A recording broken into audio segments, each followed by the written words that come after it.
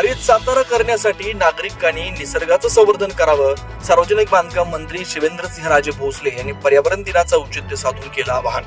Builder असोसिएशननं 4 भिंती परिसरात उभारलेल्या पाण्याच्या टाकीचंही केलं लोकार्पण.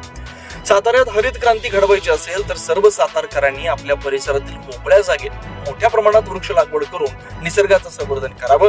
वाढती उष्णता आणि पडणारा दुष्काळ यावर मात करण्यासाठी आता हरित क्रांतीची गरज आहे. त्यामुळे सातारकरांनी निसर्ग संवर्धनाच्या दृष्टिकोनातून काम करण्याची गरज निर्माण झाली आहे, असं मत सार्वजनिक बांधकाम मंत्री शिवेंद्रसिंहराजे भोसले यांनी पर्यावरण दिनाचं औचित्य साधून व्यक्त केलं.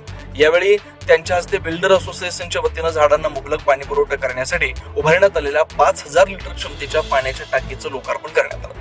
या प्रसंगी पर्यावरण प्रेमी कन्हैया राजपुरोहित, बिल्डर असोसिएशनचे राज्याध्यक्ष सचिन देशमुख, साताऱ्यातील विविध भागातील नगरसेवक, प्रशासकीय अधिकारी, पर्यावरण प्रेमी आणि मान्यवर मोठ्या संख्येने उपस्थित होते.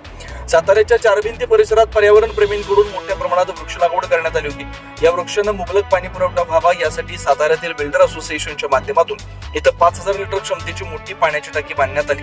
तिचं लोकार्पण मंत्री शिवेंद्रसिंहराजे भोसले यांच्या हस्ते करण्यात आलं. त्यामुळे या परिसरातील वृक्षांना आता मुबलक प्रमाणात पाणी मिळून 4 भिंती परिसर हरित क्रांतीचं पहिलं केंद्र बनेल, असं गौरवोद्गार मंत्री शिवेंद्रसिंहराजे भोसले यांनी यावेळी काढलं. निमित्त आज आपण इथं दुर्मिळ आणि स्थानिक प्रजातीची झाडांची इथं लागवड केलेली आहे.